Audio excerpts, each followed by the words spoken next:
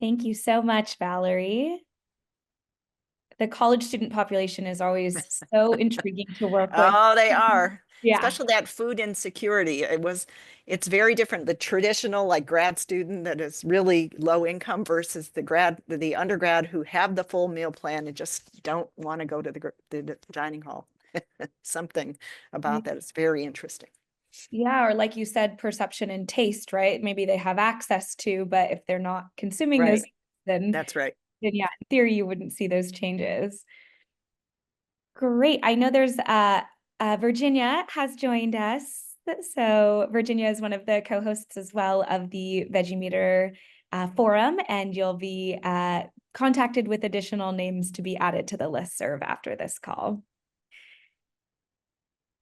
Great. So opening the floor for questions for Valerie. So you have quite the span from, young preschool aged kids all the way up through college students. Can you speak to some of the discrepancies that you've seen? I know you said primarily RRS was what was used in the The young. preschool, yeah, it was early on. And it was a collaboration between the Yale group and us. And it was a lot of outreach with SNAP Ed outreach. And I really look back on it and can't believe we were able to get all those preschoolers. And you never think about measuring height and weight in a preschooler, but they can't all take their shoes off at the same time because the preschool teacher says and it's a risk of something happening. And then, how to get them to, stand up straight and not be laughing, which is funny. And, so it is quite the challenge. Plus the RSS measure. And the RSS measure was done at the same time at the height and weight screenings, which worked out because the preschools liked it, that we were doing everything, which is good. So my question is centered on, and if anyone has anything, please feel free to type in the chat or use the raise hand function. So I know that a lot of your work is centered on kind of this e-health, m-health messaging. Right Can now, yeah.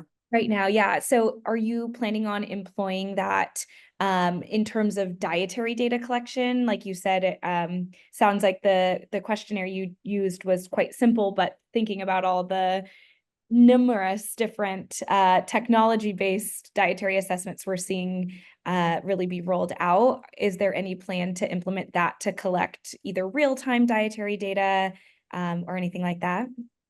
Well, the initial survey was intended to be brief so that we could tailor the messages to the participant. And we have lots of data that the messages based on, actually, most of them were on the liking survey, were very acceptable. The participants found them very useful.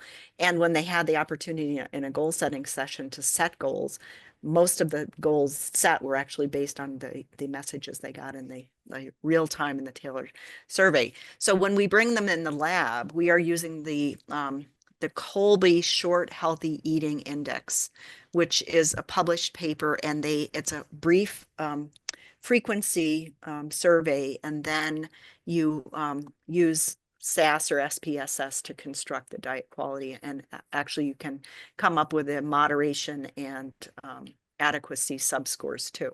So we're doing that now.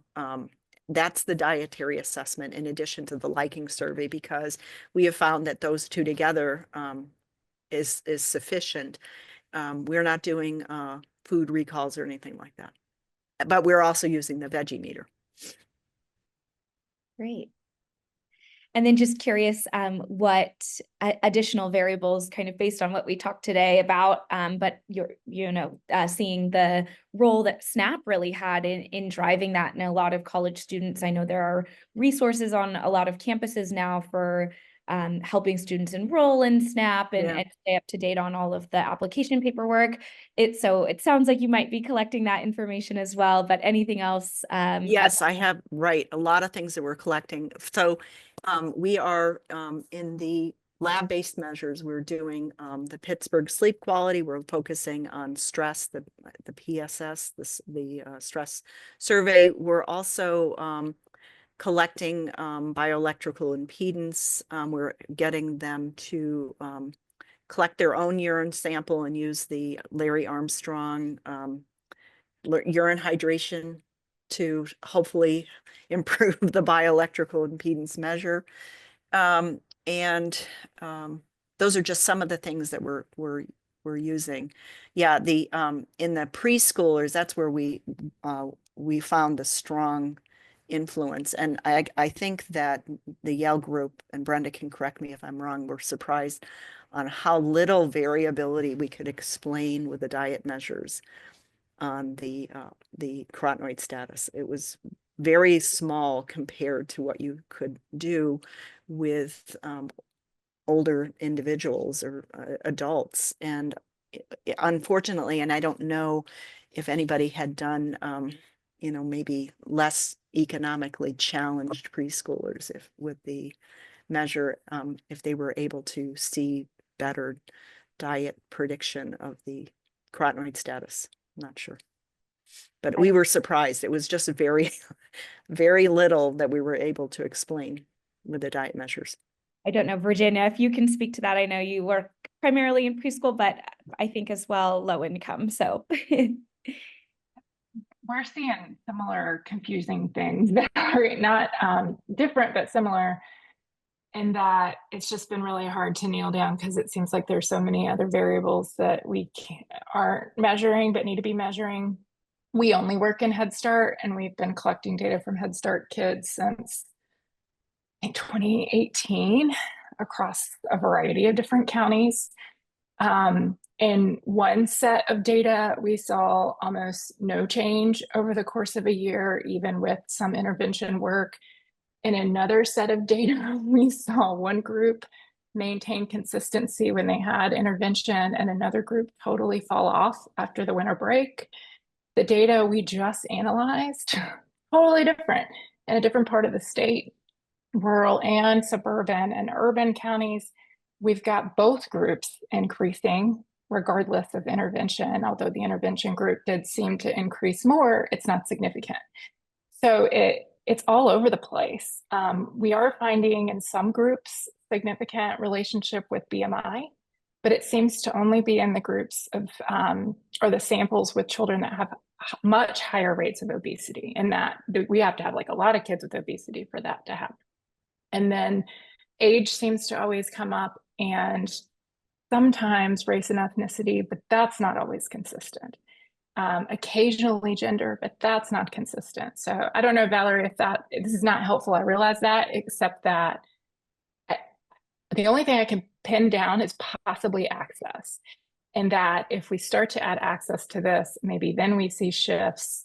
But at what point do we tease out the effects of our intervention from the fact that we just simply provided access? So yeah, I'd love to work on these problems.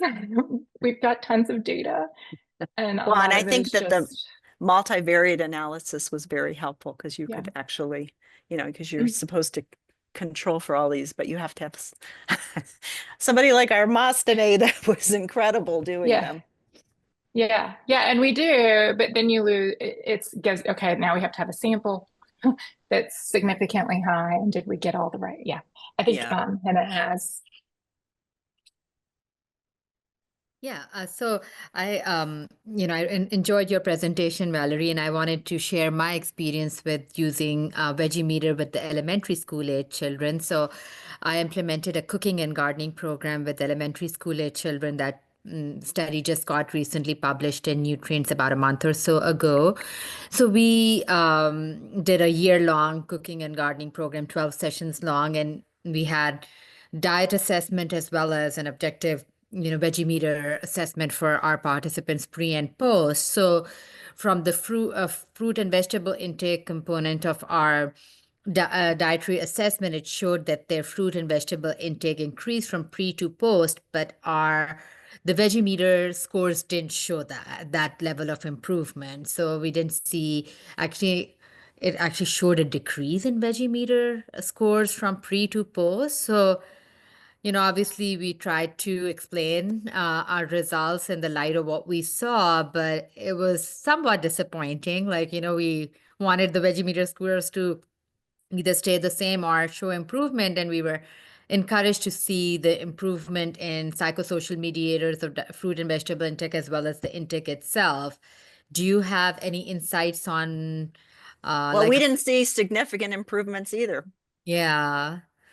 And then the other limit, one of the limitations that we discussed when we didn't see one was like the weather related changes in fruit and vegetable intake, because in the Midwest, I'm from the Midwest, from the Illinois region, so the pre-assessment was right when the summer was ending at the start of the academic year. So people have more fruit and vegetable availability during the spring summertime, Right. whereas the post was right Right.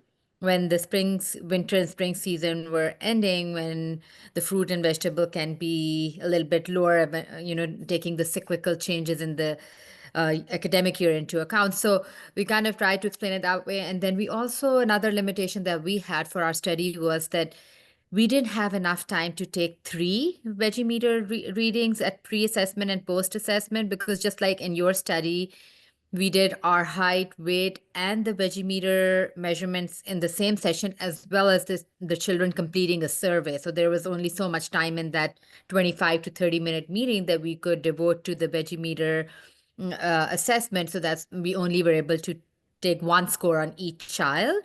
Whereas, obviously, the guidance is more along the lines of taking 3 readings on each individual and then using the average, but we weren't really able to follow that because of the constraints on the time that we had the children with us. So how about for your study? Were you able to do 3 assessments on each child and then take an average?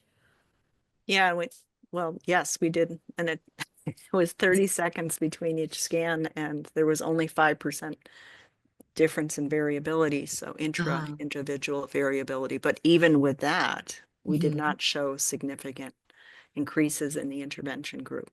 Yeah, yeah. Just to Hannah and Virginia, Alicia presented on, they actually collected 4 measurements and dropped the outlier of those 4 to average for the 3, and the precision of the device increased by 50%. Yeah, so maybe that is good. Yeah, Maybe, just an yeah. interesting thought to consider if you have time to collect more than one, right? Thinking about how maybe an outlier removal can increase the precision of the use of the technology. Well, that's what they do for blood pressure, but it's the measures are 5% off. You drop the one that's, and Alicia, is that the scan that it does it automatically? So it's like programmed in that it does. No, we moved away from using the automatic average of 3 Oh. scans. We do individual scans, and then So we can remove control the it. finger and then Hit the scan button. Yeah, put it back in, hit the scan button again. Oh. So we do it ourselves so we can see each of the individual scans, because when you do the average of 3, you can't see what the individual scans Oh, are. okay. So you Then don't know what the within person variability is if we you do could it do that that way. then. And then you can set it as manual. Yes. Yep. So Oh, that's what we've been doing. okay. And I know Stephanie's group also does that as well, so that they can get the mean and standard deviation for each reading across each individual. So maybe that should be in the manual that recommend Yeah. doing. Yeah.